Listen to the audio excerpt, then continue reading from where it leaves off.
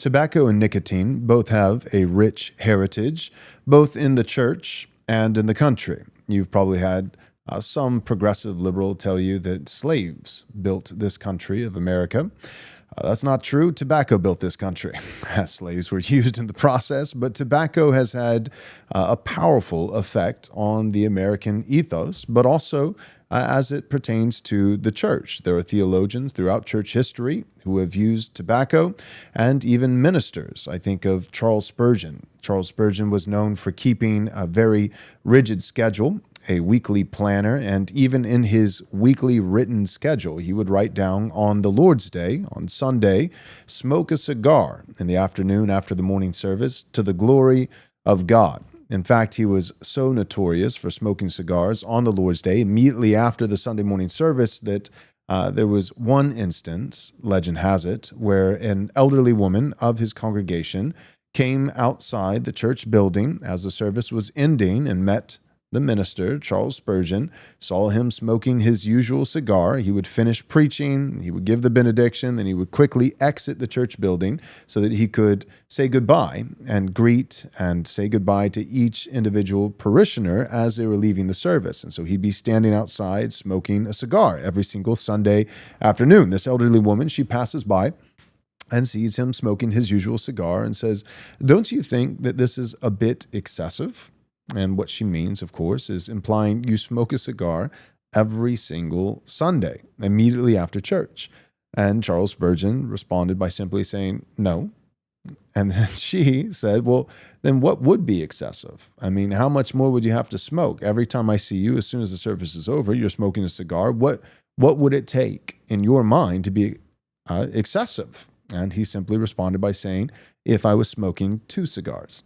So if he was double fisting a cigar in each hand, then in the mind of Pastor Spurgeon, that would be excessive. So the point still remains, even for more modern guys, because I understand that some would push back and say, well, Spurgeon wasn't aware of some of the health concerns. And there's a truth to that. But R.C. Sproul was, and it did not stop Pastor Sproul from enjoying his tobacco and nicotine from time to time. So there is a rich legacy when it comes to nicotine and tobacco. And what we want to do in this episode is we want to address an article that should be satire, but in looking into it, I am grieved to report to you that this article is quite serious. They are not trying to be funny. It is funny, but they did not intend to be funny. Christianity Today has just put out recently an article about Zen and how terrible it is. And in typical Gospel Coalition, Christianity Today fashion, of course, their big concern is that nicotine could be an idol, as can everything. Right? Don't get married because you might idolize your wife. Don't have kids. You might idolize your children. You better not be productive in work because you could idolize your job. You could be a workaholic. And so now Zen nicotine pouches has been thrown on the chopping block. So I want to take just a quick moment here. If we could pan out to the main frame, I think it's fitting right here from the outset to go ahead and do a little promo for some nicotine. So you might see on the coffee table here, I've got some Alp. There's a roll and a couple cans of Alp. If you're watching the video, we have a little lower third text here. You can save 10% on Alp. Alp is a nicotine patch, and I am obligated, if I advertise this, to read the warning, which states as follows. This product contains nicotine. Nicotine is an addictive chemical. Right? Insert meme. I was already sold. You don't have to sell me on it. Yes, nicotine is addictive, and we're going to talk about that in the episode. But there are actually a ton of health benefits about nicotine, and I think that the Bible does actually not exactly explicitly deal with nicotine, but there are multiple principles and virtues throughout the Scripture that I think can help us form a Christian theology and how we should think about nicotine. Is it permissible? Is it not permissible? Spoiler alert, I absolutely think it's permissible, but just because something's permissible doesn't mean that we necessarily do it. So we're going to make a case today, both from Scripture and from some of the health benefits and science for nicotine, that it actually has a net positive good. There are some warnings that you should be aware of. One of them I just read on the screen. But I think it's still important for us to address this topic, as especially young right-wing and many of them Christian men are using nicotine. So we want to address that. If you want to use the promo code and get 10% off of Alp, all you have to do is go to the show notes, right? So if you're listening through a podcast or if you're on YouTube, go to the show notes and you will find a link. If you follow that link, click on it, you'll be able to get 10% off if you would like to try Alp. That's Tucker Carlson's brand of nicotine pouches, and they're pretty good. I've used some myself. Last thing before we jump into the show for today, this episode, per usual, is brought to you by our premier sponsors. That's Armored Republic and Reece Fund, as well as our Patreon members and our generous supporters. If you would like to join our Patreon for exclusive content, you can go to patreon.com/Right Response Ministries. And if you'd like to make a donation today, you can do so by going to rightresponseministries.com/donate. Let's go ahead and dive in.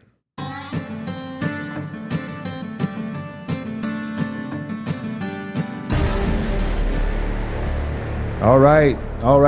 Here we are. Happy Friday. Happy Friday. Okay. So we're talking about nicotine and tobacco, and the two, we're going to talk about them collectively, but also separately, because it is possible to use nicotine without using tobacco. Yep.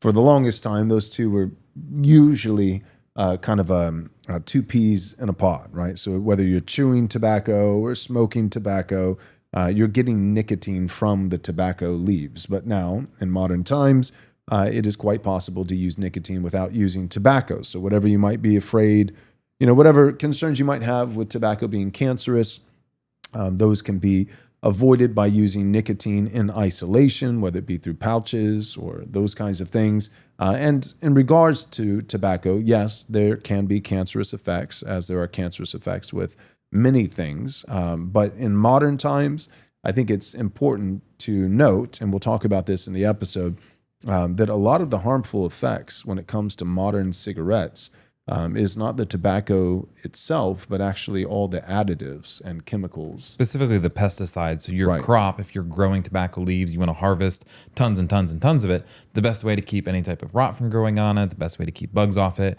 is to douse it in pesticides. Now, it turns out those pesticides that kill other bacteria, that kill other bugs, that's also not really good for human beings to somehow get into their lungs or get into their bloodstream. So specifically that avenue in particular, and which is a more modern one, this is the 70s, the 80s, and the 90s, that route in particular, that risk, that's what's actually going to drive a good bit. I'm not a doctor, and I'm not going to say, for sure that's the only risk whatsoever, but a good bit of that risk is going to just be driven by consuming mass-produced tobacco. Right. So second segment of the show today, we're going to try to keep it. We're trying to stay closer to about an hour 15 minutes. So our second segment, here in just a few minutes, we'll start to address some of the benefits and some of the potential pitfalls that you should be mindful of when it comes to tobacco and particularly nicotine.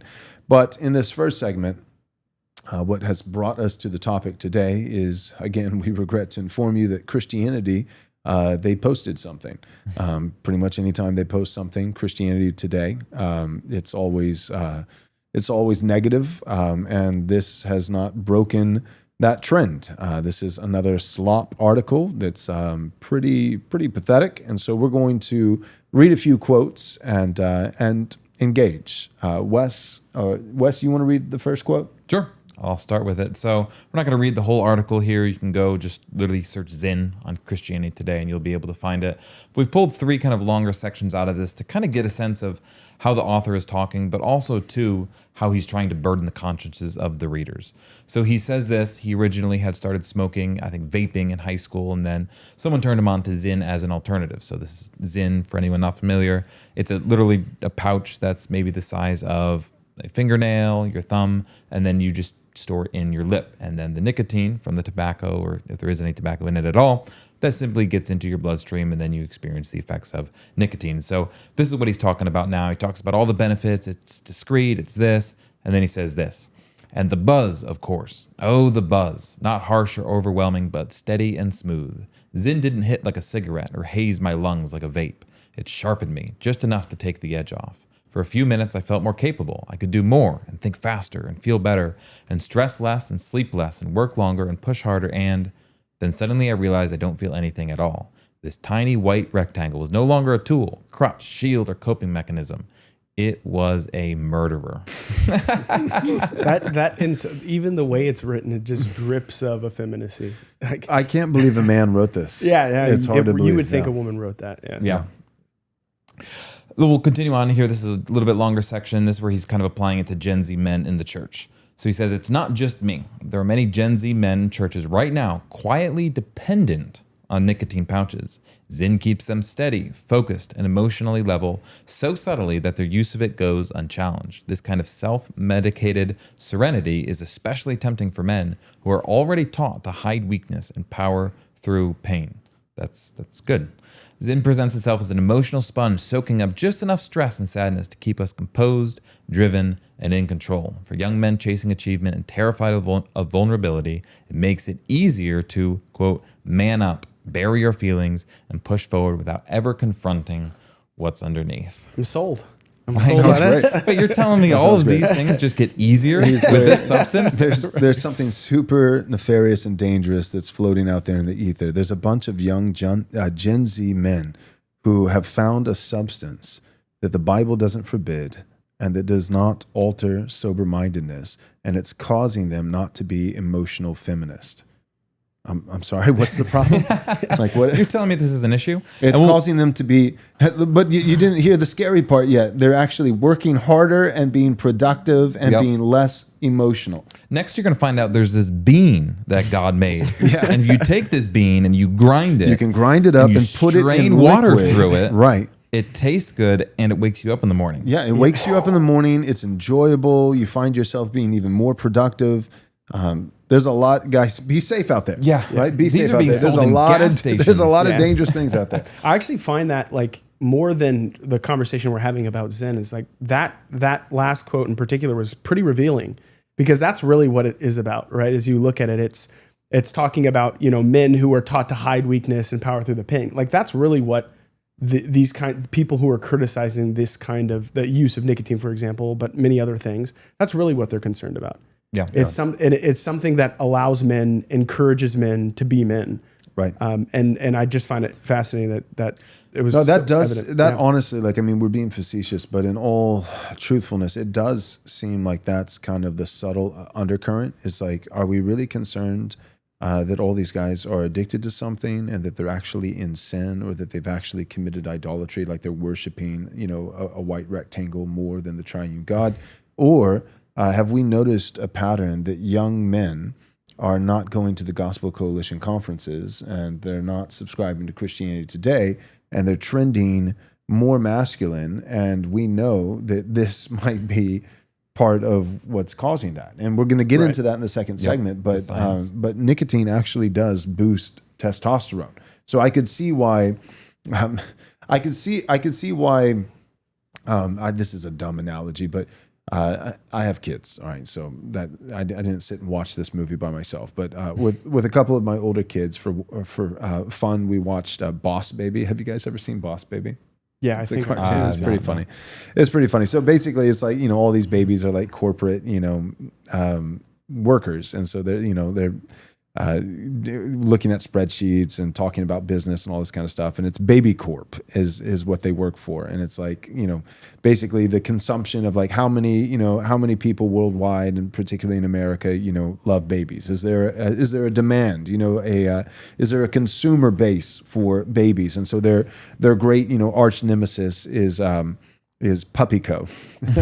And so it's like, the cuter the puppies are, then it hurts the bottom line in the baby business, because people will opt for puppies instead of babies. And honestly, I feel like with, organizations like the Gospel Coalition or Christianity Today, in this case, testosterone going up is not good for their bottom line.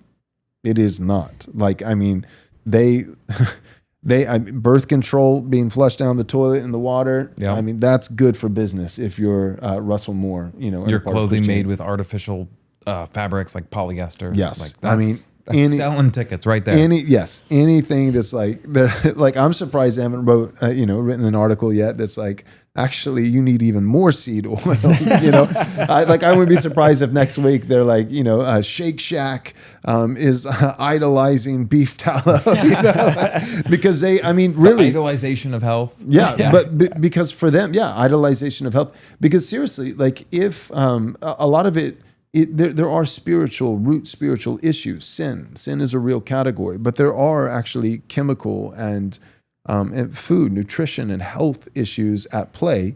That's part of the reason why testosterone, it could be measured. It has drastically gone down in the last couple of generations. And if it hadn't, you would not have Christianity today. You would not have the Gospel Coalition. Their audience is women of both sexes.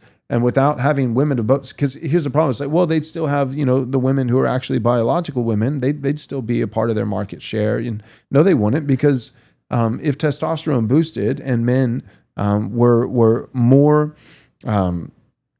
driven and ambitious, and then one of the things they'd be doing is not just being productive and working, but they'd also would be getting married. And all these married men would be telling their wives, you cannot go to that Gospel Coalition conference, right? And you need to unsubscribe from Christianity Today. So I see, if you are Christianity Today, why it would completely make sense to view nicotine as a threat.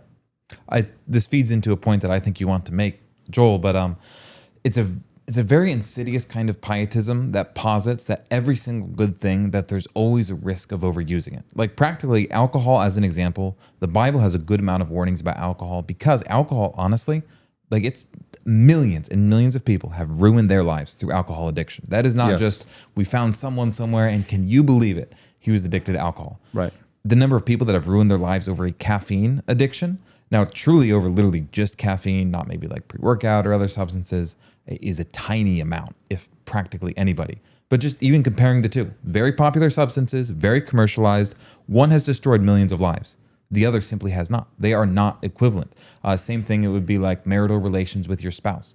Could it theoretically be possible that a couple could idolize that and it turn into idolatry? Yes, that's possible.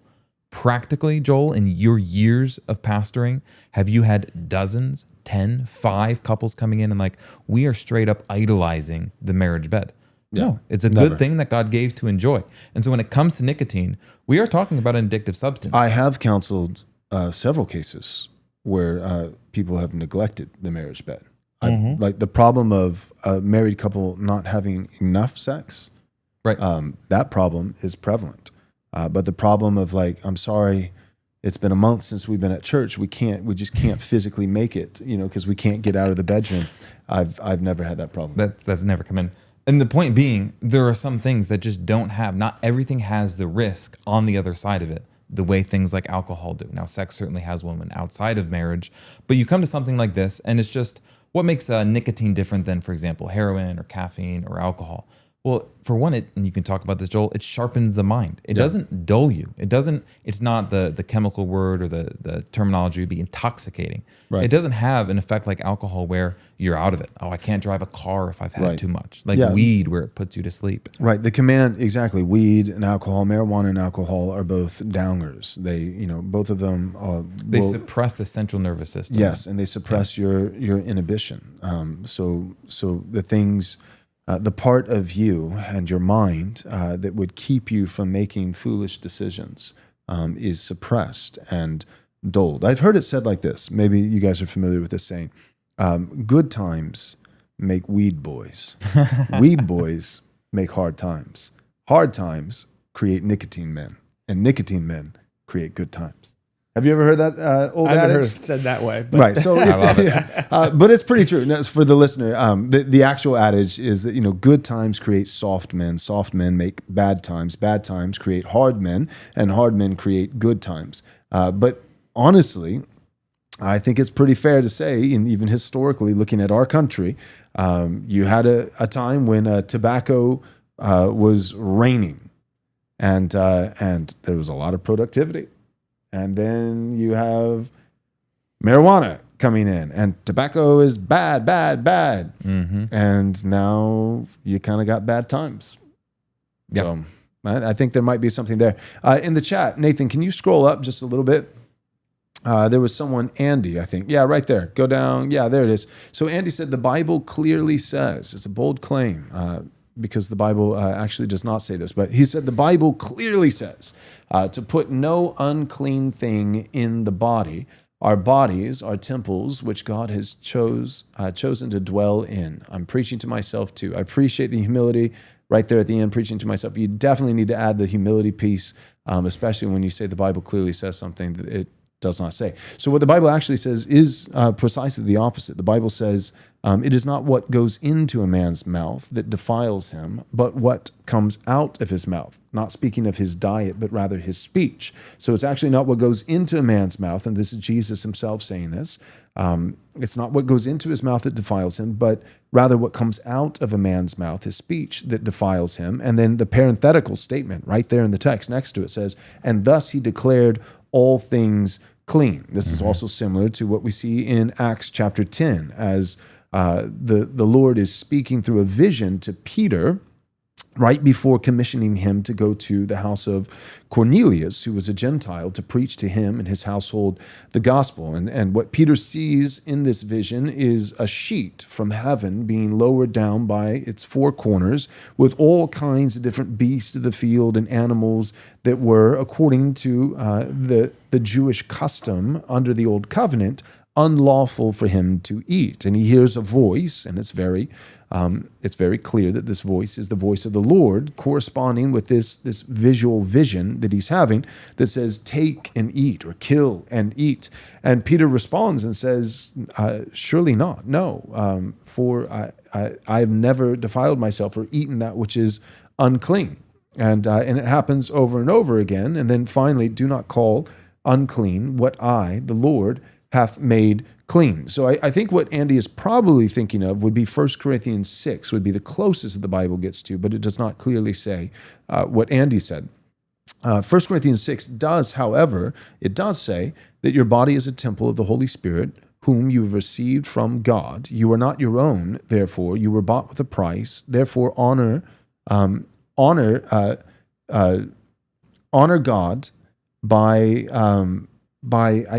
being good stewards of your body. I'd have to look at it. I think it's 1 Corinthians chapter 6, verse 12 is where it picks up. I've got a Bible in front of me. Might as well grab it. I'm trying to look for it too.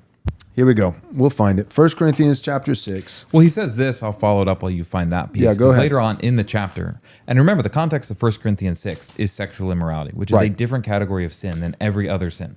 Alcohol it's not addiction talking is about diet. Not a sin against the body the way sexual immorality is. But 1 Corinthians 6:12, all things are lawful for me, reading the New King James, but all things are not helpful. All things are lawful for me, but I will not be brought under the power of any. Food's for the stomach, we'll get the stomach for food, but God will destroy both it and them. Now the body is not for sexual immorality, but for the Lord, and the Lord for the body. And God both raised up the Lord and will also raise us up by his power. Right. Yep. For you were bought at a price, therefore glorify God in your body and in your spirit, which are God's. You were bought with a 6:20. price, therefore glorify God with your body. So this is 1 Corinthians chapter 6, starting with verse 12 and going through verse 20. Wes is right. But what I did want to point out right there in verse 12, all things are lawful unto me, but all things are not expedient. Other translations say beneficial. So all things are permissible, but not beneficial necessarily. I'm reading from the King Jimmy. Then it says, all things are lawful for me, again, permissible, morally permissible, but I will not be brought under the power of any. Other translations say, I will not be enslaved to any. Or I believe the ESV might use the term mastered by any. And so that's the only thing, biblically speaking, because I've thought about this because I use nicotine from time to time, and I'm a Christian man first and foremost, but secondarily, I'm also a local pastor, and I want to be above reproach, and I want to be biblically qualified. I want to honor the Lord, and so I don't want to be sinning a breach of any clear commandment in Scripture. And the only thing, and I've done a fairly deep theological study on the Bible's principles, how it would apply to the modern use of nicotine. The only forbearance that the Bible would even have, and it's a possible forbearance. It depends on the manner of use and the frequency of use. But the only possible forbearance that the Bible offers is being mastered by something. So the addictive nature of nicotine, that can, not by necessity, it doesn't necessarily create a problem, but it creates the potential for you to actually be in sin. If you've gotten to the point, and that goes for anything for that matter, that would go with caffeine. Like if you're at the point where if you can't get a cup of coffee, you ran out of coffee, you forgot to buy some more at the store, and you find yourself, unable to get out of bed, or you find yourself not just a little, on edge, but you find yourself with such a loss of control that you're viscerally angry and shouting at your children or your wife. Then yeah, that's a problem. But you can be mastered by food in that way, Many right? such cases. Like hangry. Anybody ever heard? I mean, it's kind of a dumb word, but it, I've heard it before, or like the commercials like hungry, grab a Snickers, and the whole commercial is like some guy, raging because he hasn't had his, his mid-afternoon snack, and without satiating his physical hunger, he cannot control his emotions, right? So you can be mastered by food. And yet food is a need. So I understand food is different than caffeine and different than nicotine, because if you never use nicotine your entire life, here's the good news. You'll be all right. You won't die. If you stop eating food from this point on for the rest of your life, you will die. Right? You'll be okay for about 5 days, and then you'll see you'd be Jesus. okay for a little bit. But so I do want to make that categorical distinction. To be fair, food, I'm not saying that it's in the same category as caffeine or nicotine, because it's not. Food actually is a necessity. But here's the point. You have to eat, but you don't have to be mastered by food. A godly, self-controlled man should be able to miss a meal without lashing out at his family.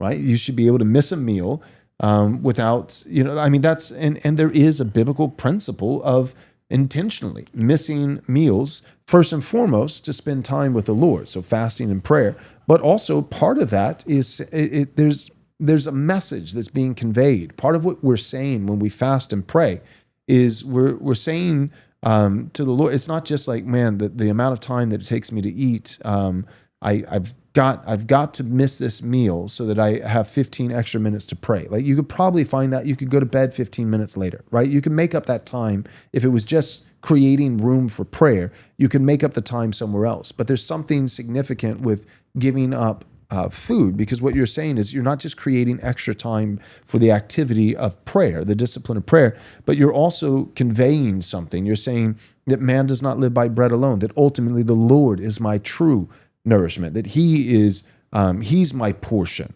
right? He's the strength of my heart. It is the Lord that sustains me. Man's not sustained by bread alone, but every word that comes proceeds from the mouth of the Lord. And so my point is that every Christian man should be able to fast. Mm-hmm. It's a spiritual discipline. You should be able to fast. And what that implies and includes is that you're not mastered by food. And we all know that it is entirely possible to be mastered by food. So 1 Corinthians 6, verse 12, I think is one of the only texts that would even give a yellow flag, a potential warning towards nicotine. It's not because nicotine is going to make you fat. Well, actually, it'll, if anything, suppress appetite and you'll lose some weight. It's not that nicotine, like alcohol, will cause you to lose sobriety. Well, actually, it sharpens your attention, your focus, and you'll get more done. It's not that nicotine will cause you to be lazy like marijuana, and just want to eat a whole pizza. Nope, it actually causes you to narrow and focus in and be more productive. So it's like, oh my gosh, like, are there any negatives? There are a ton of positives. Well, but surely it would at least make me a little bit more effeminate. Actually, it raises your testosterone. I mean, at every single level, nicotine is an incredible substance. And who made it that way? Like God did not wake up and be like, oh my goodness, I did not realize in this plant it affected these different receptors all across the body that stimulated the central nervous system. Right. Oh, I designed it that way. Right, exactly. So the many, many, many positive effects of nicotine. However, The only negative potential pitfall is that you can become addicted to the point where you are dependent on nicotine, where you are unable to go without it, without being enraged, without losing self-control, where it's very clear that you have become mastered by it. So all that back to Andy's comment when he said the Bible clearly says I forget exactly how he wrote it. Nate, scroll up one more time. Put no unclean thing into your body. Put no unclean thing into your mouth. The Bible clearly says, put no unclean thing in the body. Our bodies are temples which God has chose to dwell in. So the Bible does say that our bodies are temples of the Holy Spirit, yes. But Jesus actually says the opposite in terms of unclean thing into your mouth. He actually says it is not what goes into a mouth that defiles him, but rather what comes out of a man's mouth. His speech is what the Lord is concerned about, and thus he declared all things clean. All things clean. So the Bible does not say that part, but the Bible does say that our body is a temple of the Holy Spirit. And in that same text where the Bible says that, namely 1 Corinthians chapter 6, and now looking at verse 12, the Bible tells us that all things are lawful or permissible, morally permissible, but we should not be mastered by anything. And because nicotine is it does have the potential to be addictive. It therefore does have the potential to chemically bind a man, enslave a man to where he is mastered. And so does caffeine, for that matter. Nicotine is more addictive than caffeine. I don't want to say that they're equal, but there are many things that you can be mastered by. And nicotine is one that has the potential to master you. And so you need to be aware of that. Other than that, I'm unaware of any biblical argument against it other than school marms just, repeating propaganda from a bunch of different corporations and a government that for the last 50 years has tried to emasculate men. Yeah. I like how someone said it in the comments because it's a good example. Joseph said, if you could scroll up a little bit, Nate, said, I used to be addicted to nicotine. It was a bad addiction. I needed it to function, would sometimes wake up in the middle of the night for it, would sneak dip in class, having to swallow it when the teacher called to me. Ooh, yeah, that's too much. Too much, got addicted, need to cut down a bit. Yeah. That category does exist. Yes, it but does. Practically, that's not 95% of people. Right. Antonio, any thoughts? No, I like the way you framed it because that going back to the article, that gets to the heart of the matter, which is the Christian is expected to exercise discretion and discernment with respect to these things. Like I was just thinking, a thought popped in my head as you were framing it. Like courage is demonstrated in the presence of fear. Self-control is demonstrated in the presence of deprivation. Yeah. And so it's actually not the thing itself. It's not nicotine itself or the absence of nicotine. That is the problem. It's your lack of self-control. Nicotine has revealed that. And so a discerning thing to do would be to say, I ought not use this thing when I can't exercise that control. Mm-hmm. Right. Well, I mean, and I'll just say that in the sort of in contrast with what the article's saying, which is I couldn't exercise that self-control. And so no one should use this thing. Right. Mm. Right. That's a great point. We can end this first segment with this quote from this article. Listen to how he pretty much ends it. If the church wants to disciple my generation, this is a young man, Gen Z, it can't ignore this being nicotine pouches. For many Gen Z men like me, the biggest obstacle, listen to this. The biggest obstacle. Can I keep a straight face? Or I don't think I can. That's funny. The biggest obstacle to wholehearted devotion to Jesus isn't on their phones or at their schools. It's in their gums. Right. Yeah. So it's not OnlyFans. It's not pornography on their phones. Which is written in the Bible about many times. Yeah. So the things that actually are clear in Scripture, like avoiding sexual immorality, that's not actually the biggest enemy of young men today, guys. If you thought that pornography was a problem, you'd be wrong. That's a minor problem. The real problem is knickknacks. The real problem is Zen. And that's the biggest obstacle to wholehearted devotion to Jesus. The biggest obstacle for Gen Z is nicotine. No, that is not the biggest obstacle. Not even close. Let's go to our first commercial break and we'll be right back. America is a country that was founded for the purpose of allowing Christians to do their duty before God and not to have their consciences ruled by the doctrines and commandments of men. Reece Fund exists in order to see the 10 Commandments properly applied, not just as a plaque on the wall, but to actually be used in business as though they're commandments from God that we're supposed to obey. Our goal is to find businesses and to buy them and to build them up. We want to find manufacturing businesses and use them to make sure that we can maintain our capacity to do things here. Reece Fund, Christian capital, boldly deployed. Running your business with purpose means looking beyond last month's numbers to next year's vision. Kaylee Smith offers CFO-level strategy scaled just for small businesses. At Mid-State Accounting, she takes care of your compliance, bookkeeping, and tax returns while providing holistic advisory and fractional CFO services to help you steward your resources with a distinctly Christian perspective.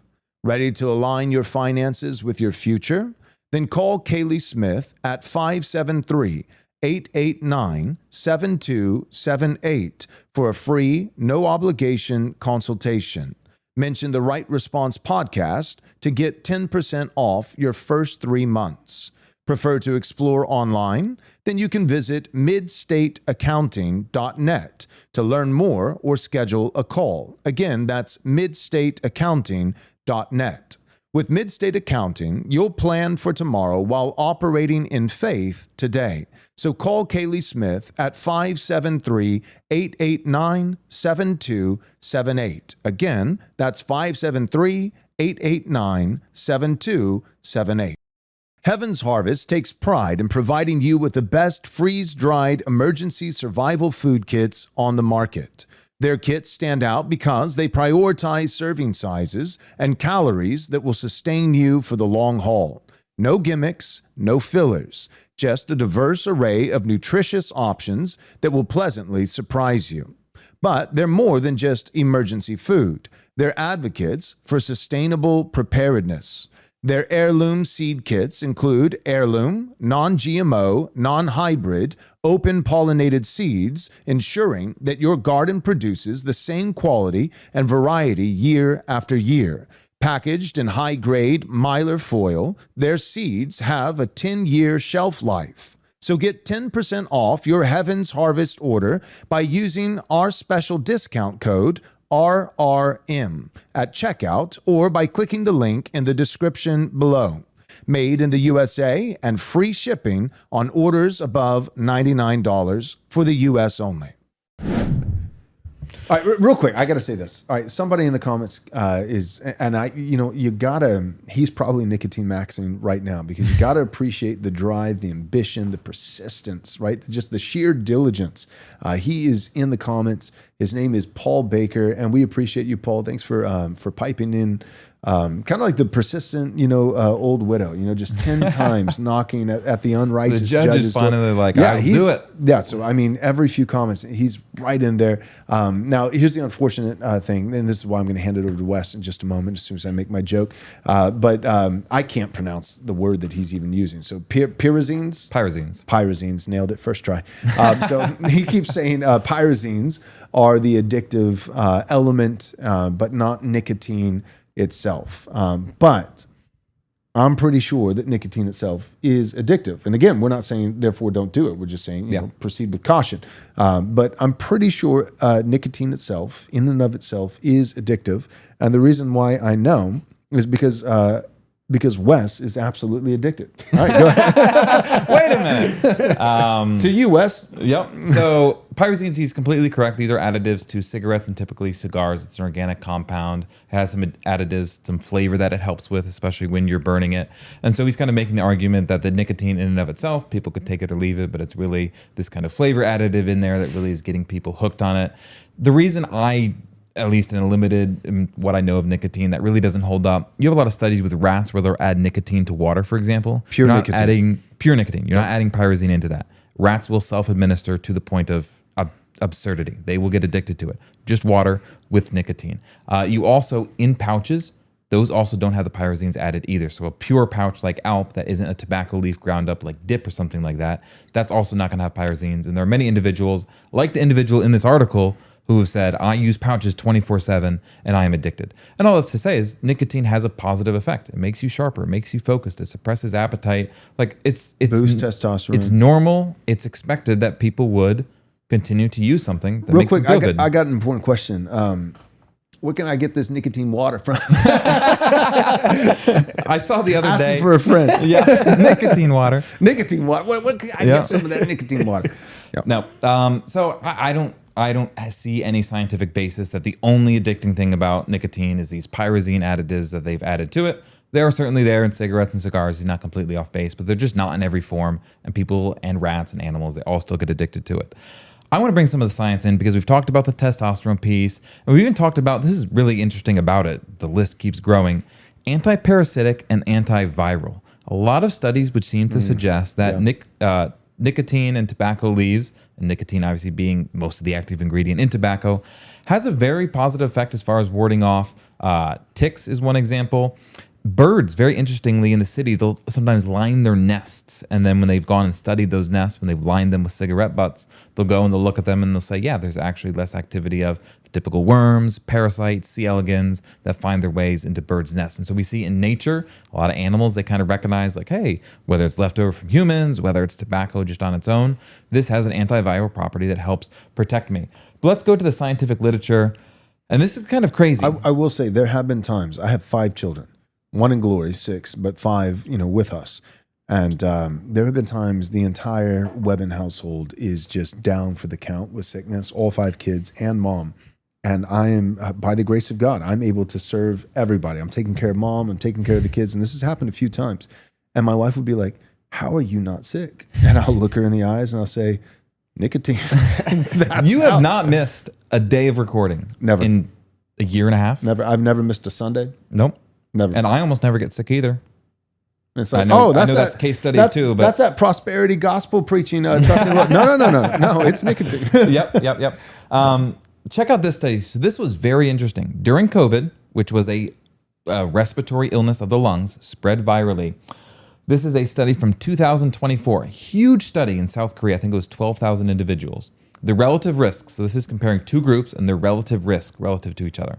The relative risks, 95% confidence intervals for COVID-19 related hospitalization were lower among current smokers, 0.51. That's almost a 50% reduction, half as likely. So current smokers were half as likely and current users of any tobacco product relative to never users. Right. So users of any forms of tobacco were half as likely to be hospitalized for COVID. And again, in South just Korea. for the listener, for the record, we're not saying so. Go and buy a pack of Pall Malls and start smoking. Start smoking behind the mall. Pall Malls. Now these days, because of all the tobacco tax, which I think is a lot of that is propaganda to stop Americans from doing something that would cause it. Like why does the government want states like Colorado to have weed dispensaries everywhere? Because it makes the populace more docile. They're easier to govern. There's actually a reason for that. It's much easier to pull the wool over a bunch of people who are stoned out of their minds. And I actually think there is kind of an effort, and has been for decades, to take away some of the drive and some of the ambition, particularly from men, and kind of lower testosterone and masculinity and those kinds of things, by demonizing tobacco. Now, that said, modern cigarette companies put a lot of chemicals and pesticides and additives into their cigarettes, and those are not good for you. So if it's like a viral disease like COVID, then smoking cigarettes may stop you from getting COVID. But over the long haul, you'll get something else from the cigarettes. And so we're not saying everybody should go out and buy a carton of cigarettes and start chain smoking. Nope. But we are saying that there are wise and prudent ways of using nicotine that doesn't have the additives and also doesn't involve inhaling smoke into your lungs. Even if you're not using tobacco, if you, for instance, like if you, back in the day, if you were a blacksmith and you were constantly over a fire, right? Like a lot of times guys like that would eventually, they'd have a shorter lifespan. They would get certain, diseases related to inhaling smoke, 12 hours a day, or somebody working in a coal mine or something like that. So inhaling, that's a different calculus, right? And then inhaling not just nicotine or tobacco, but additives and chemicals. Well, now that's certainly a different calculus. But if it's not inhaling the smoke, and especially not inhaling regularly, it's different smoking a cigar once in a while with your friends. Mm-hmm. But if it's not inhaling smoke, and also it doesn't have all these chemicals and additives and pesticides, then really all you're talking about from a Christian perspective at that point is, like everything else, do not be mastered by it. And we are admitting that nicotine is more addictive than Cheetos. And on the inhalation piece, like it is carcinogenic. Like I'll be right up front compared to, for example, like dip or something like that, a nicotine pouch. With cigarettes where you specifically inhale the ash and the byproducts of the flame that you're bringing in, they're not great for your lungs. The nicotine is good. No. The ash is not great. Like I'm not going to sit here and BS you. Like, no, probably not the best thing in the world, all else being equal. But it's also not the worst thing in the world. Yeah. Okay, back to you. I'm sorry. All right, so this was another study. This is another one from 2024. Our study suggests this is a conclusion from the results. And this is incredible because, like the public health they were basically saying like, oh man, smokers, you're at huge risk. The evidence, this is another one. Our study suggests a potential association between smoking and a reduced risk of SARS-CoV-2 infection and pneumonia. This indicates that nicotine and ACE2, it's a receptor in the lungs, play important roles in preventing COVID-19 and its progression. And I'll even highlight one comment we have here because I've seen research on it. If you scroll up just a little bit, Nate, from MB East, I think it's a woman, and she said, my husband, I hope it's a woman. It's a woman. My husband uses it for a protocol against his brain cancer stage 4. I've heard doctors say we think it has some anti-carcinogenic cancer properties to it as well. That is not proven in the literature. Now, again, the literature is 5 to 10 years behind what people already knew for the first time, right? Like, oh, the science says eggs are bad. And like 20 years later, well, it turns out they weren't. And people who were smart knew that 20 years ago. Right. So I will say it's not borne out in the literature. However, I've heard real doctors say, I'm wearing a nicotine patch for the rest of my life because I want to be healthy. And so nicotine patch, if you can't tolerate the pouches, you don't want to do the smoking, that is another way to potentially get it if you think that's the right choice for you. They've demonstrated, I think there are some studies coming out about Alzheimer's and Parkinson's and nicotine's ability to abate the risk for those things. So so there is something, there is more to it, I think, even than what we've been talking about. Like testosterone, for example, I think general health. And obviously you can supplement these things, and you should, and we're not saying you shouldn't, with metabolic health. Exercising regularly, eating properly, like all of these things are playing into it. In fact, as we look at some of these studies, I'm sure that's a large variable is people who are smoking tend to have a particular lifestyle that subjects them to less risk. For example, we've talked about appetite suppression. So they're more they're less likely to be overweight. We know that huge, that COVID-19 was incredibly deadly for those who were morbidly obese. So. Yep. And none of these Paul Baker, real quick, he piped back in and he said, "Thanks for bringing up the clinical research, guys. You're welcome, Paul. Thanks for." Well, here's the most. I have the best one yet. Commenting. Best clinical research. Save it for the end. All right. So this is a meta-analysis. A meta-analysis is not a single study, but it takes all the studies that have methods that are similar enough, and it pulls them together to get an analysis. So in 22 studies, this is a meta-analysis from 2016 of 13,317 men, mean age aged 18 to 61 years old. So 13,000 men of prime of their life. Smokers had higher mean testosterone than non-smokers by 1.4 nanomoles a liter, 95% confidence interval, 1.11 to 1.96. Which is actually pretty meaningful. 1.11 to 1.96? So you have to do some conversion with that to actually convert it to the nanograms. So the typical testosterone measurement is nanograms per liter or per deciliter, I think it actually is. Average ranges in the past, 600, 700, 800. Most men on average today, 200, 300, 400. And so you're talking about right there with your conversion, potentially up to about 100 to 200 nanograms a deciliter difference in testosterone, which could be 10, 20% higher. I will caveat and say, here is the difficulty with parsing out this data. Are these the bad boys that already are higher testosterone It's men? A higher testosterone man, just more attracted to nicotine. Yeah. Are they more likely to engage in high-risk behavior? That's possible. But again, we're talking about 22 studies, 13,000 men. And even if it is that, fake it till you make it. But practically, the clinical research, it does bear out. This is a random effects model, inverse variance weighting. I've looked at the methods. It all looks good. Like, we can definitely say, on average, men that smoke have higher average testosterone. Either or, than though. those who I mean, never have. in both cases, it's pretty significant because what we're essentially saying is this. It's either you don't use nicotine and you might actually cause lower testosterone in yourself, or if you don't use nicotine, and as this research becomes more mainstream, people will think that you have less testosterone. Yeah. So in either case, The effect is you need to be nicotine maxing. All right. Yep. And all that being said, like, I'll just say practically, I don't really use pouches. I don't feel great. It's very easy for me to leave it in too long, and then I get lightheaded. Every single person is going to have to make a calculus. There's some risk to this, there's some downside to this, or I do enjoy it. And so what we're saying is that when you do that calculus, the biggest thing in your mind does not have to be, as Christianity today, try to burden your conscience and tell you, well, what if I get addicted? What if I'm addicted? What if I'm dependent on this? Sure, that maybe happens. We had someone say, like, I was waking up in the middle of the night to get a dip in, grab a quick smoke outside. Yeah, that's too much. To be honest, I don't know if I've met more than 5 people in my life. Or you just have to go to sleep with the dip already in. I saw You just need a I saw nicotine meme patch. the other day. It's like me going to sleep knowing I get to wake up and pop another Zen. It's like a kid giggling in his bed. Yeah. So practically speaking, it's a different calculus. Like, people have to understand it's very easy in our egalitarian time to say, well, there's caffeine, there's alcohol, there's nicotine, they're all fun, all enjoyable, but really the Christian shouldn't be mastered by anything, used sparingly. And just practically, they are different.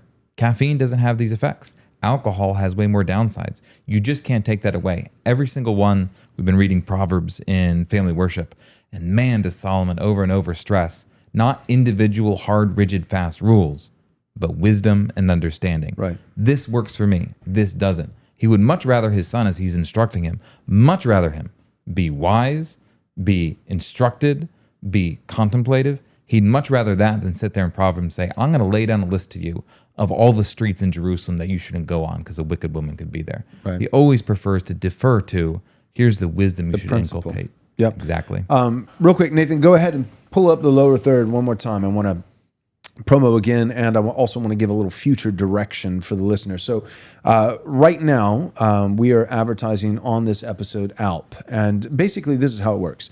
If you use the link that is in the show I think notes it's a code below, that they just copy when they check out. well, in the show notes we added a link, so you click on the link and you're good to go. Oh, it's a code. I'm sorry. Okay, so in the show notes there is a code. Then you would go to their website, which is Alp Pouches, Nate. .com? Alp Pouch. It's all in the show notes. Great. So there's a link to their main website in the show notes, but the website is alppouch.com. And then also in the show notes, you'll find a promo code. If you use that, you'll get 10% off of your purchase.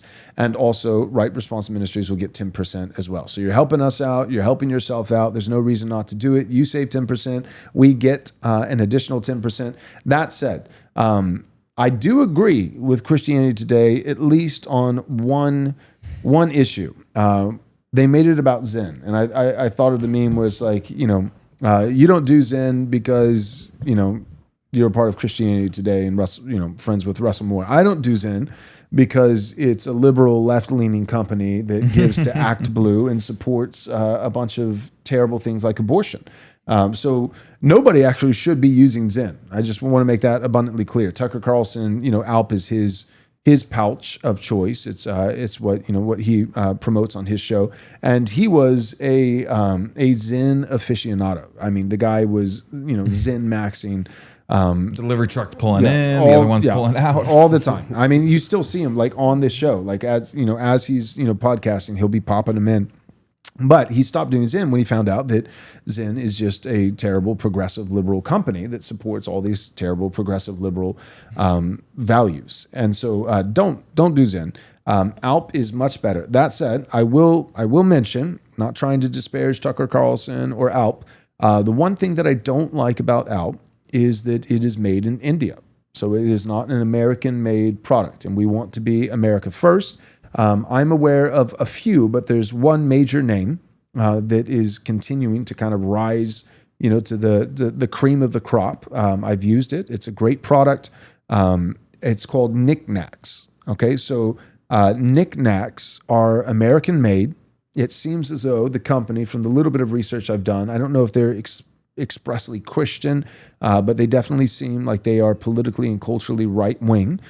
So it seems like a right wing company, and they make their product here in America. And instead of pouches, they're dissolvable tablets, and so you put in like a hard tablet, kind of like almost Pez. You remember Pez, the little candies? You're pushing like your little Mickey Mouse or whatever. Or like an Altoid. It's like or an Altoid. It's like a mint, exactly. Except it's a little bit larger, rectangle. It's flat, and so it's comfortable.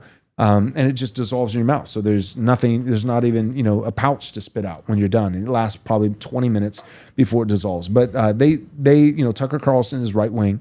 Knickknacks also seems right wing, but also made in America. And what we'll probably do is, because I think it's a worthy topic. We're not going to, do it once a week, but probably, in the next few months or so, we'll probably hit the topic one more time for guys who didn't tune in today.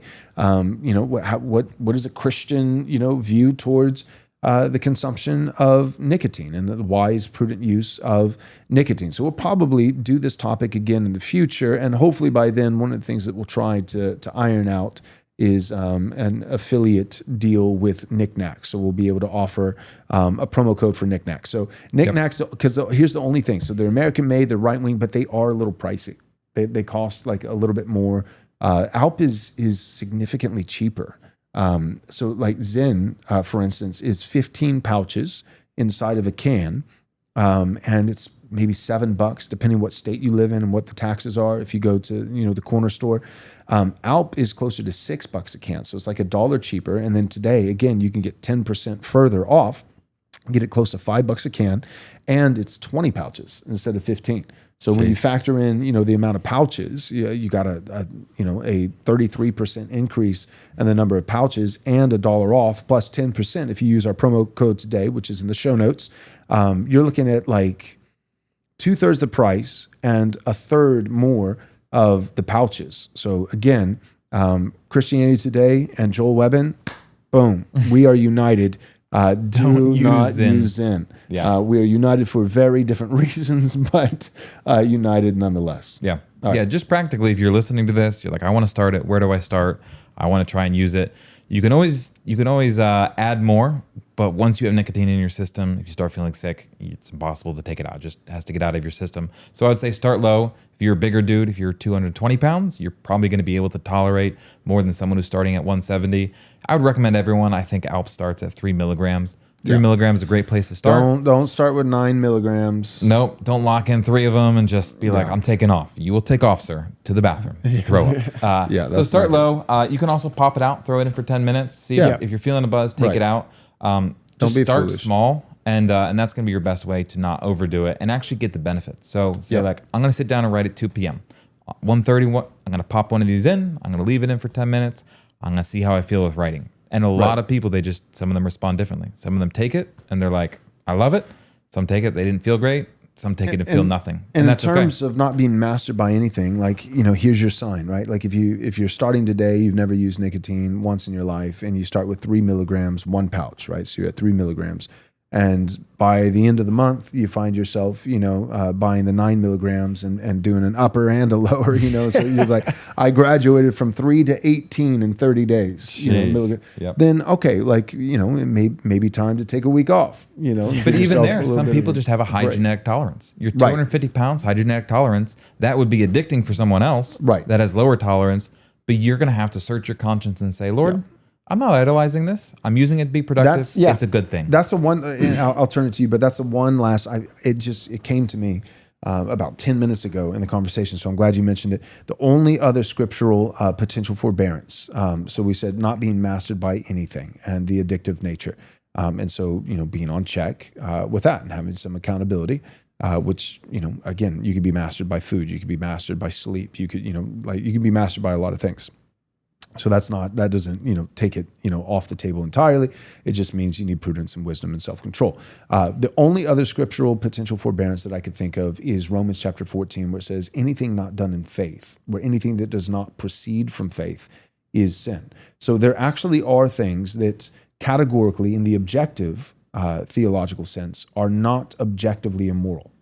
Not inherently immoral in and of themselves. But you could do something that, biblically speaking, is not inherently immoral, but it actually is subjectively immoral, personally, for yourself, because you're doing it with a seared conscience. You're doing something that God actually does allow for, but in your heart, in your mind, you actually, even though God objectively allows for it, you subjectively think that he doesn't allow for it, and yet you choose to do it anyways.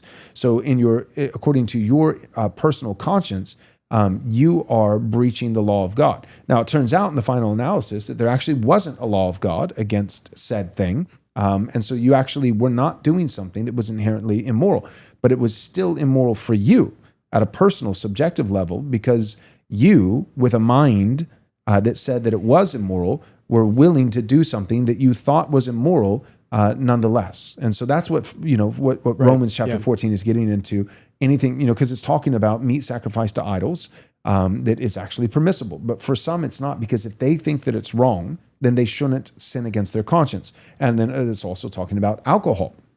And in the case of alcohol, basically what Romans 14, anything that does not proceed from faith is sin. Rule of thumb, the theological principle is this. If you think it's sin, then for you, it is. I'll say that again. That's basically, that's my exegesis on Romans 14. Anything that does not proceed from faith is sin. In other words, if you think it's sin, for you, it is. Right? So if there's something that you think is sin, or something that for you don't have a clear conscience, it's on the fence, it's even questionable. Even if it's just questionable, you think it might be sin. Well, if you think something might be sin and you choose to engage in it anyways, then you've made a calculation privately, subjectively in your heart that says, I'm comfortable with the possibility of transgressing God's law. And so then what is God going to think of that? Well, not very positive. So don't do it. Anything that you think is sin is sin. So we're sitting here saying, no, there's a way of using nicotine in certain forms and certain products that avoids being mastered by it. And there's a way of doing it with a clear conscience, because objectively, in that sense, it does not fall into the inherently immoral category. However, if you're still on the fence after this episode, for some of you, this episode actually might be something that the Lord uses to clear your conscience. And you go out and you try 3 milligram, again, not Zen, use Alp.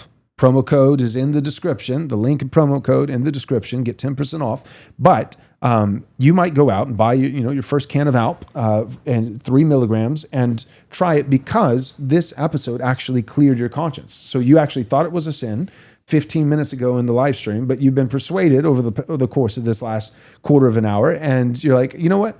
I can do it now with a clear conscience, and I'm going to do it responsibly, and I'm going to give it a try. Great. If you get to the end of this episode and you still think it's wrong, then please hear me at a pastoral level. If you finish this episode and you still have moral questions in your conscience about whether or not this is actually permissible according to the Word of God, then hear me pastorally when I say, do not do it. And if you do it, for you, it's sin, because you're not doing it in faith. Antonio?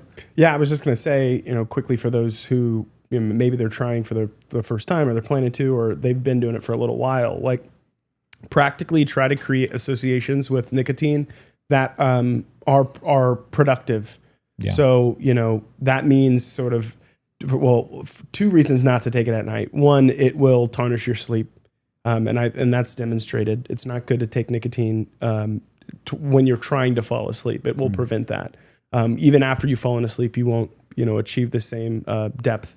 And then also at night, you're probably not trying to be productive. You're probably winding down.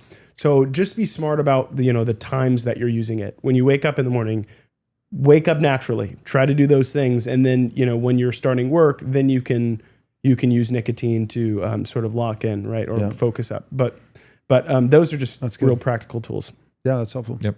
It's funny, even the way God designed caffeine in our brains, your best caffeine is going to be taking it 90 minutes after you wake up because there's adenosine in your brain, which induces sleep, which has to clear. So even in God's design of the human body, we're not designed to wake up 5 minutes in, lock into the screen, lock into the nicotine pouch, lock in the coffee.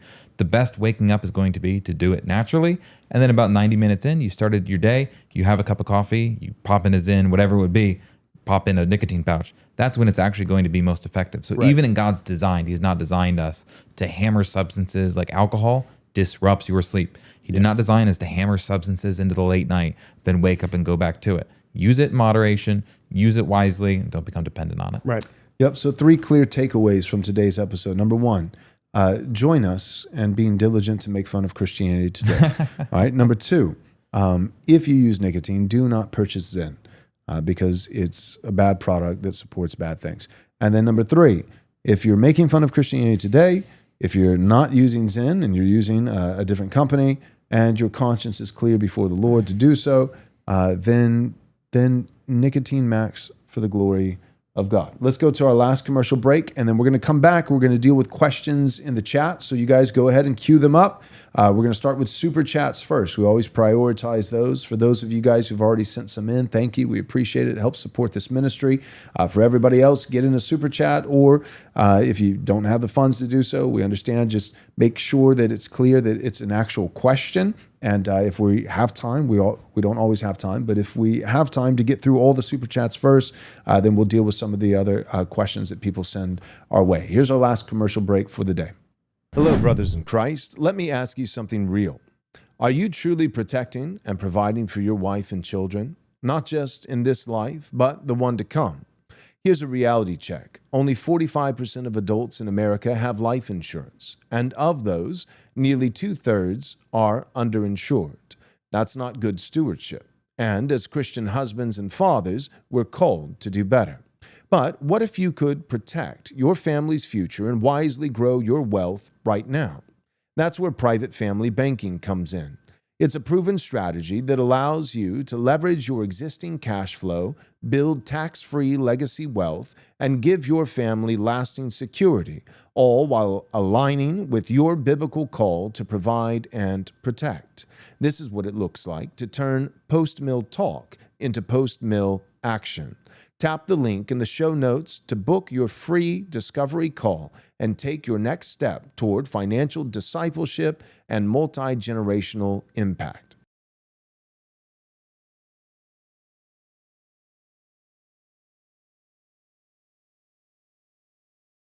In the future, it may be hard to persuade people that what happened starting in the spring of 2020 really did happen. A fake pandemic was the signal that one morning began the foreclosure on everything that had, until the evening before, been central to the idea of democratic constitutional republics. The most shocking thing was not so much that this started to happen, but that almost no one seemed to object to it happening. Almost no one sought to defend the rights and liberties being overturned. Leftists clamored for more and more tyranny, while most conservatives fell silent. In this book, The Abolition of Reality, Irish dissident leader John Waters describes not merely what happened, but the meaning of what happened, in what may well be judged by history as the most heinous crime of all time. This book, as Winston in 1984 said, is for the future for the unborn. Get it from Western Front Books at the link below. That's www.westernfrontbooks.com. Again, that's www.westernfrontbooks.com.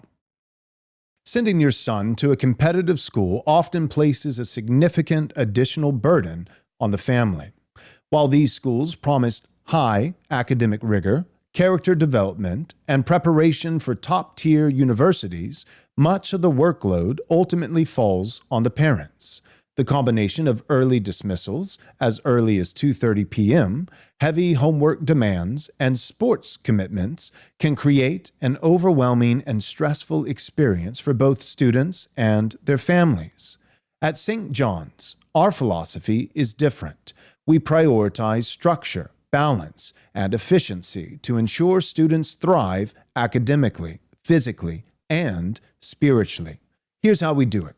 Our instructors are the cornerstone of our commitment to excellence, bringing a unique blend of expertise, discipline, and leadership to the classroom. Earning $200,000 annually, our educators are among the most accomplished in their fields. 9-hour school days. Classes run from 8 a.m. to 5 p.m., maximizing learning during school hours. Our confession brings clarity, fosters unity, and glorifies Christ as we seek to instruct, develop, and mentor young men in loving God and neighbor rightly, to the glory of God. Ordo amoris et soli Deo gloria. And finally, our curriculum, Integra, is a challenging blend of STEM with classical Christian humanities. Campuses opening in the summer of 2026 in Dallas, Houston, Austin, and San Antonio. Visit stjohns.academy to learn more and sign up today. Again, that's stjohns.academy to learn more today. All right, we're back. So let's jump right into some questions here. We'll start with the super chats and see if we get to any of the questions in the main chat. First one here from Evan Davies. Evan says, Zen's great. Anglo Spirit has just started shipping to the U.S. He's one of our guys and does great pouches. Blessing to you, chaps. Anglo Spirit. I haven't heard of Anglo Spirit. I'll have to check them out, though. Yeah. And get our promo code. They've been doing the Watson Watch style of advertising. Oh. Yeah. Oh, cool. Okay. Yeah, well, I'll definitely check them out. I'll do the next one here, and then I'll let one of you guys take the one after. Luke McLam sends $10. Thanks, Luke. He says, what Churchill said of alcohol, I save cigars. I get more out of cigars than they take out of me. Nicotine pouches have changed the game. Thanks for sticking up for the boys, gentlemen. Well, we'll always stick up for the boys. Don't like the Churchill reference, but It's a good proxy. Like tons of guys in their 30s stop drinking, and it's not because, well, I think the Bible forbids it. They just say practically, I'll drink a beer and I don't sleep great, and I wake up and I'm like, why did I do that? I didn't even enjoy it. So that's a good proxy. That's where I am. It's permissible, but like, was it worth it? It's permissible, and on special occasions I will. Yep. You know, and that's something we actually didn't say. I don't think we said explicitly. Like Friday some people just won't like nicotine. Yeah. You know what I mean? They just get nothing out of it. It's not even worth any potential risk that you're taking by using an addictive chemical. Some people they find it super that increasing their productivity, so on and so forth. So we're not trying to make a moral argument that binds the conscience to nicotine. We're simply trying to unbind the conscience for those who feel as though it's inherently immoral, because it's not. Yep. Okay, next. This is a good one for you, Joel. Okay. Von Bright Off Go Hard. All right, what a name. This is a $2 super chat. We appreciate it. He said, Zen is for kings and weed is for slaves. That's true. Again, don't use Zen, but let's insert, the word nicotine pouch. Alp. Promo code in the description. In the description, in the show notes, we got the promo code and the link. Go ahead and use it. Get 10% off. You just got to throw it in there. Yes, nicotine pouch is for kings and weed is for slaves. Yeah, that's kind of what I was saying earlier. There are certain things that make the populace more docile and easier to govern, easier to influence, and marijuana is one of those things. Now, marijuana, just like nicotine, earlier in passing, Wes made a comment about, like we don't live in an accidental world. It's a world that God created. Everything that's baked into the world is something that God put there. That doesn't mean that it's all good for you. There's things in the world that are poison. We live in a world that's created by God. He said it's good, but it's also a world in the same breath that has been tarnished and fallen by sin. So that doesn't just mean, because it's natural, therefore it's moral. That's not the way it works. But there are certain arguments from nature. And then some guys will use that back to, the comment about, weed boys making hard times, weed being the substance of slaves, and it is. Some people would, play the devil's advocate while smoking the devil's lettuce, and they would say, well, God made nicotine, but He made marijuana too, and I would say a hearty amen. Yes, He did. But the question with everything that God made is, What is its use? What is its purpose? What is its function? What is its benefit? And I would say that, it's the same kind of argument. It's not an accidental world. God did all these things with design and with intention. So I think marijuana is a part of our world for a reason, and that it has good uses. I just don't believe that recreation is one of those good uses. I think that there are actually medical uses for marijuana that can be incredible and not made up, medical conditions. Like I get a headache once a month, and so I need my doctor to write me a prescription, for marijuana every day of the week.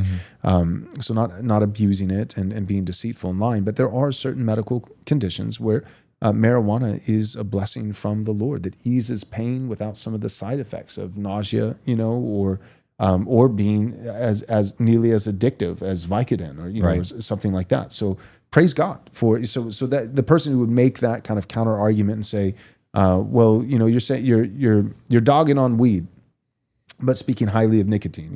Nicotine is the substance of kings, and weed is for slaves.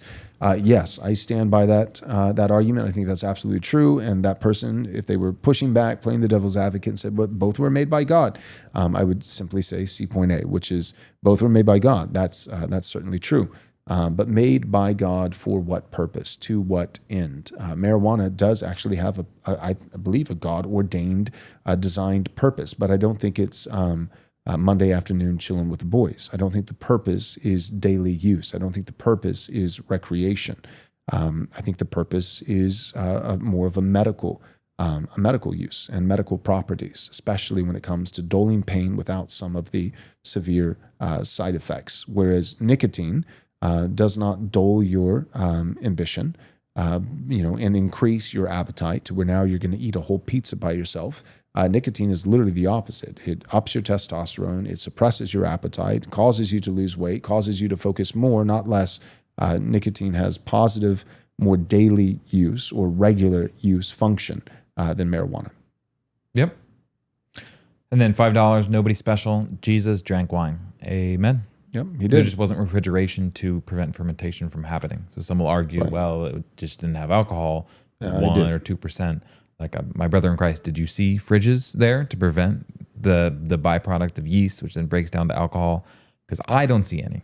Whatever was in the wine, people have made that argument, typically Baptists. Like, well, there was no alcohol, it was just grape juice, or there was alcohol, but it was a very, very low percentage. Whatever the percentage was, it was high enough to where a man named Lot was able to sleep with both of his daughters without knowing it.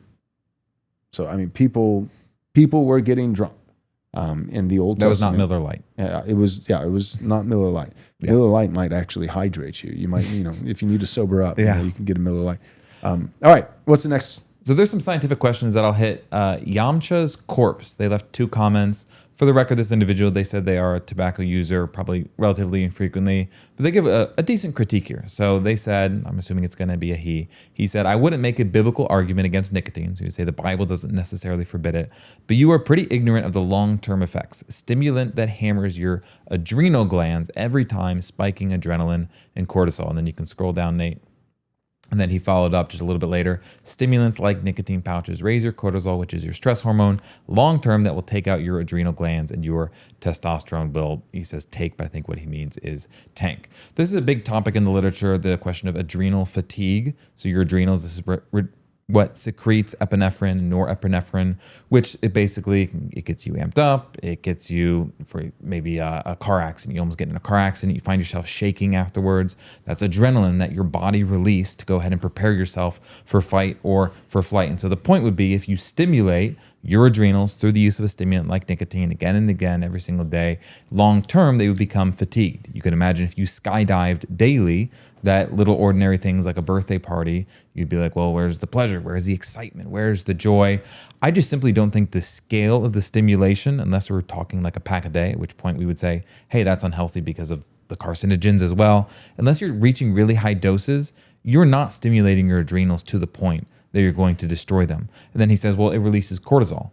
Cortisol is not necessarily a bad thing. It's like inflammation. Like the goal is not zero inflammation. Inflammation tells you when things go wrong. Inflammation after muscle soreness is also what tells you, hey, I had a good workout. I've got muscle protein synthesis. So stimulating your adrenals, not bad. Cortisol, not bad. It's too much of them, which goes all the way back to the main point. If you use tobacco at a relatively moderate, I don't know if pace would be the right word, but at a relative pace that makes sense for you and you're not experiencing negative effects, you're not going to destroy your teeth, you're not going to get adrenal fatigue. I haven't seen the clinical literature. I want to be fair to him. Maybe it's out there. I have not seen any clinical literature suggesting that you're going to destroy and get adrenal fatigue just from nicotine. Right. Now, if you're a thrill junkie and you're going 150 on your motorcycle on the freeway and you rip a carton of cigarettes every single month and you're like, well, my adrenals are burned out. Well, my brother in Christ, that was not just the nicotine there. So Yeah. I appreciate the pushback, and that is something to consider. Like, just there could be long-term effects we don't know about. Take that calculus in. Yeah, and I on the cortisol, I think, like, again, be cognizant. Like, do you have high blood pressure already? Right. Like, there are things that can be germane to you and your own health that you should consider when you think about this. I'll also say, I think, from what I understand, and you correct me if I'm wrong, caffeine does the same things. Yeah. So caffeine, if you drink too much caffeine, you'd have 3 cups of coffee in the morning. You typically drink 1. You'll get the shakes. You'll get a similar experience as if you were in a near car accident, where you're sort of dumping a ton of adrenaline into your body and it doesn't know where to go. And so, so that's just something to also be aware of. That there's always an excess of anything that you do, and that moderation is important. Yep. A few points of order real quick. If you are watching on X, do us a favor and retweet the video. Right now we are broadcasting live. When we stop broadcasting, as you probably know, X is a great platform for many different things, but it has its shortcomings, and video, it's not the most video-friendly platform. I know that Elon allegedly is working on it, but it's not the most friendly towards promoting pieces of video content. So the best thing that we can do is right now, before it just disappears into the ether, as we're still broadcasting live, is retweet our posts. So if you're not on X, maybe you're on YouTube, but you just want to help us out, go over on X. Our handle is @RightResponseM, the letter M as in Macy's, @RightResponseM. And you'll find this is one of the, I think, if not the most recent post on the Twitter handle. Go ahead and retweet it and get the message out to as many as possible. If you're watching on YouTube, make sure to subscribe. If you're new to the channel, click the bell so that you'll be notified every single time we come out with new content. And the regular schedule for that new content is that we live stream 3 times a week. So we have a Monday, Wednesday, and Friday schedule. Monday, Wednesday, Friday, 3 times a week, always at 3 p.m. Central Time. 3 times a week at 3 p.m. Central Time. All right, so make sure to do that. And then one more. This is a question from Vlad Jakubits. Yep, that's at YAKUBETS. Jakubits. It's a pretty cool name. I like it.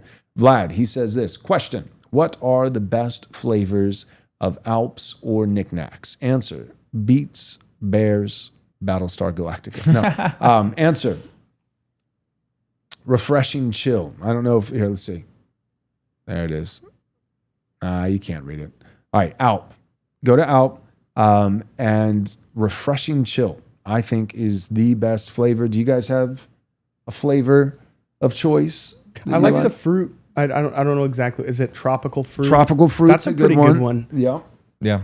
Yeah. I've Tropical used fruit's mint a good with one. knickknacks. Those peppermint, I think it is. Those are pretty good. Yep. So if you're doing out tropical fruit, I can vouch for that. Tropical fruit and Refreshing Chill would be 2 of the best. And in the show notes, you'll find the link and the promo code. Use it to get 10% off. Okay, we've got a couple Just more a couple super more chats. for some faithful, yeah. Yeah, go ahead, Antonio. Yeah. So Danny Bradley sent $2. Says off topic, but Epstein cover up episode coming soon. Yeah, do us a favor, guys. Maybe just in the comments, if you're watching on YouTube or X, either or. I noticed a few people. He's the only guy who put it in a super chat, but a few of you have commented, and we were debating that actually today. It was kind of between this episode on Christianity's Today's laughable article on Zen, or the Epstein saga that continues to go on. And we kind of felt like with the Epstein thing, we are like, are we a little bit late? And the answer is yes, undoubtedly. But most news stories have, maybe a 24, 48 hour cycle. This one's not going away. And actually, I think is doing more to damage MAGA's brand than just about any other blunder that we've seen in the last 6 months of the Trump administration. So I'll put it like this: assuming that the story is still developing and still a big piece of conversation online when we get to Monday, if that's the case, I'm down to do an episode on it. And you have Steve Bannon, I think, is releasing a documentary on Epstein with like 16 hours of unreleased. That he's had for a while. He's had for a while. So that will be big too. So that will. There's so much information. Sounds like a watch party. Yeah. Yeah. There's so much information still coming out. I'm sure we'll talk about it many, many more times. Okay. Yeah. So we'll try to do an episode next week, maybe on Monday, if the story is still pertinent to the conversation. All right. Jesse Hughes. Wes, you want to read that? $2 from Jesse. Jesse says, watching this discussion from a cigar lounge. Props to Jesse. It's 4, maybe 5 o'clock on a Friday. He's in the lounge. He's locked in. He's got the stream up on 3 devices. No. Thank you, Jesse, for the super chat, and enjoy your Friday night. Yep. All right. Well, that's it. We got one more here. I'll hit quick. All right, do it. So this is Christ Servant 7. Christ Servant 7 says, paralyzed vet. I'm assuming he's referring to himself. For one, thank you for your service as well as our condolences and sorrow for that state. He asked, any actually good stuff to know, please let me know. I'm guessing he's referring to probably nicotine in relation to being paralyzed. Like, would this have similar type of cognitive and central nervous system effects? Nothing that we said, especially about focus and appetite suppression, none of that would go away if you're paralyzed or potentially an amputee. So I think all of that would probably still be applicable. Definitely the risk with you're just not able to be as physically active. So when it comes to cigarettes, like someone asked about American Spirits, like, yeah, American Spirits, Hestia is even another one. Those are organic, those are better. But even then, if you're not able to be active, you're not able to kind of offset some of that stuff that you're breathing into your lungs. And so I would definitely say, as far as the inhaling, as far as your cigarettes, your cigars, those probably less of, but something like a nicotine pouch, assuming you don't have any other, maybe it would be heart condition, blood pressure condition, something like that would interfere with it. The effects that we're talking about, if you want that, like, hey, I still work, I would appreciate the greater focus, or this would be helpful as far as appetite suppression, they should still hold. Yeah. Who are some of these people in the chat, man? We've got somebody who said, I don't eat ribeye. Oh my goodness. Why? Why would you not eat ribeye? And perhaps even more of a relevant question, why would you publicly feel comfortable sharing that you don't eat ribeye on public record? Yeah, I feel like you would need to be, that's a closeted kind of behavior. You know what I mean? Like if somebody is sexually perverse, back into the closet. If somebody is publicly announcing they don't eat ribeye, like, you need to be shamed into the closet. That is an unforced error, and you got to stop. Deacon St. John, he said, I'm going to eat a ribeye right now out of spite. God bless you, Deacon St. John. In Christian nationalism, you will be forced. Under Christian nationalism, you will be forced to eat a ribeye, or you will be going back with millions. You will be deported. You're doing the Lord's work, Deacon St. John, eating a ribeye to the glory of God and out of spite for that very strange comment. That's all we got for today. Again, we're still technically broadcasting. We're going to stop it here in about 60 seconds, but do us a favor while we're still live. If you are watching us on X, retweet the video. Just share it. Get it out. Share it. It means the world to us. It triggers the algorithm.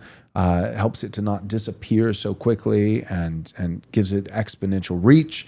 And then again, for you guys who are watching us, seems like a lot of guys today are watching on YouTube. That's great. We appreciate it. If you're not subscribed, subscribe to the channel and click the bell. There are guys who subscribe and they'll, 6 months later, a video will pop up for them for the first time in 6 months, and they'll be in the comments and say, where have you guys been? How come I don't ever see, when you guys are live streaming? It's because you didn't click the bell. So click the bell. You'll be notified every single time we broadcast. If you are watching us on YouTube, subscribe and click the bell. All right, that's it for today. It is Friday. Make sure to go to church on Sunday, and Lord willing, we'll see everybody again on Monday.